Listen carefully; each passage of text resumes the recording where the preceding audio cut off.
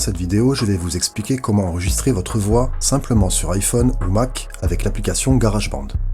Conçu pour la création musicale à la base, ses possibilités sont diverses, mais aujourd'hui on va s'intéresser à la partie vocale pour un projet de vidéo YouTube par exemple. Rappelons que je me sers de cette appli pour m'enregistrer, d'ailleurs vous entendez le résultat en ce moment, à vous de me dire. Si ça vous intéresse, je n'utilise pas un micro de fou, mais seulement un comme celui-ci qui ne m'a coûté que 15 € sur Amazon. Ce qui est important, c'est d'optimiser sa voix, c'est ça qu'on va voir ensemble maintenant. Commençons par l'iPhone. Après avoir lancé GarageBand, vous devez d'abord créer un nouveau projet en sélectionnant Enregistreur audio dans Pistes. N'oubliez pas de connecter votre micro si vous le souhaitez. Ensuite, point important, il faut que vous coupiez le métronome ici, ainsi que vous mettiez les sections de morceaux en automatique pour ne pas être limité dans les mesures. Une fois que cela est fait, tout est une histoire d'ajustement et de personnalisation. Au milieu, vous avez différents réglages. Je vous conseille d'essayer en effectuant des tests. Il n'y a pas mieux pour apprendre. Sur les côtés, vous pouvez modifier les différents gains d'entrée et de sortie en ayant une variation de couleur comme indicateur visuel pour ainsi avoir le contrôle.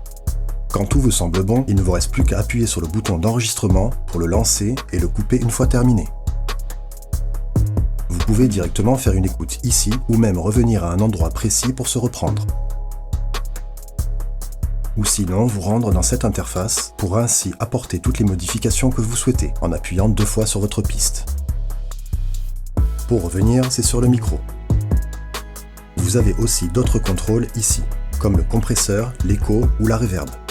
Pour exporter votre projet, vous allez revenir à la page Vos morceaux pour que le vôtre s'enregistre, puis le sélectionner en restant appuyé, choisir Partager et ensuite dans Morceaux, optez pour la qualité audio sans compression, le format Wave. Vous retrouverez votre option préférée parmi celles proposées. Sur Mac maintenant. Ça se présente différemment, mais le principe reste le même. Vous allez tout d'abord créer un nouveau projet, branchez votre micro, celui-ci est visible lorsqu'il est connecté. Sélectionnez l'icône micro en cliquant 2 fois dessus. Pareil, n'oubliez pas de désactiver le métronome ainsi que le décompte si vous le souhaitez.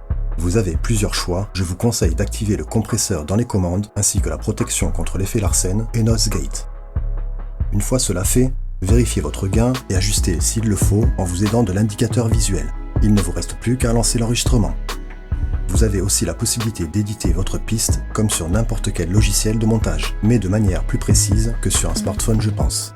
Pour exporter votre piste enregistrée, rendez-vous sur Partage, puis exporter morceau vers le disque. Nommez votre projet sans oublier de sélectionner Wave comme format, puis cliquez sur Exporter. Avec GarageBand, votre qualité audio sera meilleure sans être obligé d'avoir un micro onéreux. Prévoyez juste un bon environnement pour vous enregistrer, pour ainsi encore gagner en qualité. En espérant que cette vidéo vous a plu et vous aidera, n'hésitez pas à partager vos impressions ou peut-être d'autres conseils qui seront utiles à tous, à vous abonner et à apprécier nos contenus. Continuez votre soutien à notre chaîne et à très bientôt dans une prochaine vidéo.